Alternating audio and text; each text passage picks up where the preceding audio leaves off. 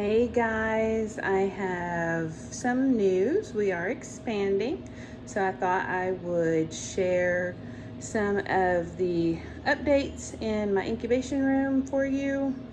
So we're in my barn, and this is a room inside of my barn, and that's the outside door. And I have a door back there, and then I have a door right here that goes into the main part of the barn. So we come in and we hang up our jackets, and we have a sink, so we have running water out here. I keep a shop vac because that is super necessary, especially on the incubators when we're hatching. So we just have it on this rolly cart. I just wheel it over to the incubators and just hose them out basically, and then just wipe them down. So we're in Middle Tennessee, so an air conditioner is ideal. I found this one on Amazon, really like it. I can still get my light in, and I am short, so this one allows me to be able to see the electronics on the top. This is the water that we use for the chicks. We keep these jugs sitting out at room temperature at all times, so the chicks always get room temperature water. We never give them cold water. We wash all of our dishes, and we have these crates that we put them in so they can air dry really well, and keep any, just keep any dust or mildew or anything like that from building up in them. This is our drying rack. So all these are hatching baskets. We wash them every time we use them, and then we set them up here to dry. So we try to wash them at least a day ahead of time. We set eggs every Friday, which puts the quail hatching Tuesday to Wednesday. We take them out. Then we wash everything on Thursday to let it dry and start again on Friday. So that is our schedule here that works well for us. So everything we need for hatching is right there. Now, this is the brains of the situation. So we have 2 GQFs and 2 hatching time incubators. And then this is my new toy. Just came in. This is the new hatcher. This is an HB 500. It has 10 hatching baskets in it. I'm hoping today's the first day that we've put eggs in it to hatch, so I'm really hoping that this alleviates some stress on and gets all of our hatching even more synchronized, because that would be lovely. So what we do is we set eggs. This was today. This is where we set all the quail eggs. So we set right at about 1,200 in here today. These will come out in 2 Fridays and move to the hatcher. This one where we set from last Friday, so they will come out next Friday. So we just keep them in rotation like this, year round essentially. I don't think these 2 have been turned off in quite a while. At one point I had 3, but now I'm down to 2 because I got the hatching times. We do keep all the incubators on a battery backup, which I'm fixing to upgrade because these are several years old and I need new ones to handle the load better.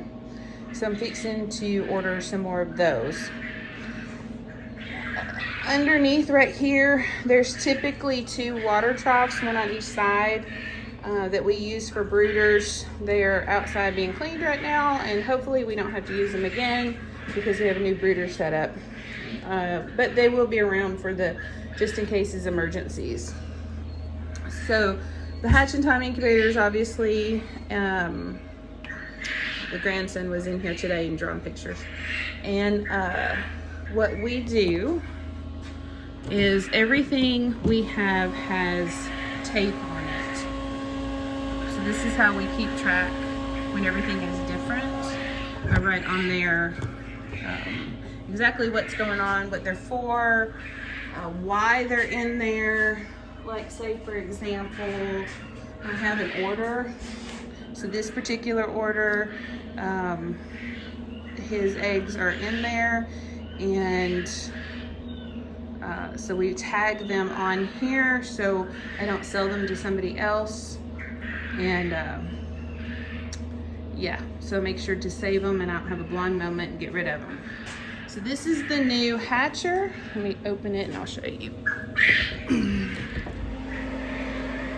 Has these nice, beautiful, deep baskets. And these guys will hatch Tuesday and we'll take them out Wednesday. I hatch at 99 degrees and 55%. So that'll recover here in just a few minutes. I use this area right here to stage eggs. I have another egg staging table right here. This is an order that needs to go out. We'll go out tomorrow. We keep all of our baskets down here and our trays. Up here I have everything that we need. This is a candler. I've had it for years. It's electronic, so it has to stay here. I like it. It has a Quail adapter on the end of it. So this is what I use. Scissors and my tape. I always have lots of tape laying around. So this is my workspace. Rolly stool, my rolling cart, which is where we load it up and then we move it around the barn as necessary. This side is my brooders. This is what I've been using for quite at least a year, but we have outgrown this at this point, and so these are going to be used more for like my specialty type stuff. So right now this one's got buttons in it. These two are empty now because the person picked up their birds this morning. This one has 3 orders in it, so these orders are going out on Monday. This one, so these right here, it says bluest celadons. These are the ones I'm holding back for myself to turn into breeders. So this is our selection process. So these birds will not be for sale. So these are kept back for me. This one is another one in a holding pattern to go out on Monday for an order. This one, again, being held back for me for breeders. We mark everything with tape, and just in case it comes off, it's on here twice. It's on the inside also. And again, these are being held back for me. So the general population is out there, and I'll get to that later, but I'm not gonna do it right now because we just got this room cleaned, and now we have to clean the rest of the barn.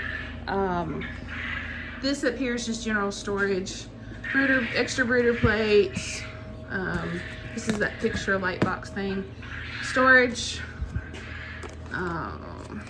Just odds and ends type stuff. My MPIP paperwork's in here. Hand sanitizer, use that actually kind of a lot out here. I don't use it anywhere else. These are egg cartons. I stack them upside down and then just put a bag over the top of them so it keeps dust from settling into them. This right here is my sanitizer for the brooders and anything else I want to sanitize. And y'all are gonna laugh, but this is PGA straight from the liquor store in a squirt bottle, and a half gallon will last me about a year. It doesn't take much. This is the starter. Everything in my barn is on wheels, if you haven't noticed. So this is on a furniture dolly cart. And so what we do is we just move it along each brooder, and we have extra dishes in there. We just move it along, feed everybody really quickly, and then put it back in the corner. And then underneath, we have, I put plastic bins under there so I can just grab them and pull them out. The extra brooder plates and under there. And then I zip tied these to the front just so I wouldn't have cords. The cords used to just dangle everywhere, but this seems to work a whole lot better. And then just plug the brooder plates in as needed. And the last thing I want to tell you is we're getting away from puppy pads, and we're doing shock towels this time. We're gonna see how well those work. And what we're doing is putting 4 in a brooder, And then I'm putting them in our paper feed bags, and then I'm just putting the whole thing in the burn barrel and trying to eliminate some of our waste and trips to the dump that way. And so these are burnable where puppy pads are not because of that plastic lining on the back of it. So these might cost just a little bit more, but if we can burn them, turn them to ash, use them for other things, then I'm okay with that. And I'm sure Dave is happy not taking as much stuff to the trash because puppy pads actually can get kind of heavy. So I just order these from Sam's and they just ship them straight to me. I don't know if there's anywhere cheaper. It's just where I get them from. So we're moving over to those now. I'm out of puppy pads, so we're officially over to using those. Let's see, what else can I tell you? Oh, we use a radiator heater. We've gone through many heaters in here, and now I think we're stuck on this one. This one is by far gonna be our favorite.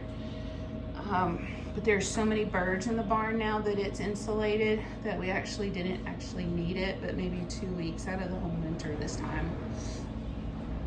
I think, a couple little tips and tricks. So you can get these plastic putty knives, like a 5-pack at Northern Tool for like $3. So we pick those up and we keep them everywhere. They're fantastic for all kinds of different little things. And these from the Dollar Tree, which I hear now is not really the Dollar Tree anymore. We have these hanging everywhere because I'm not getting on my hands and knees chasing baby quail. So we just use these to grab them back up. It works wonderfully.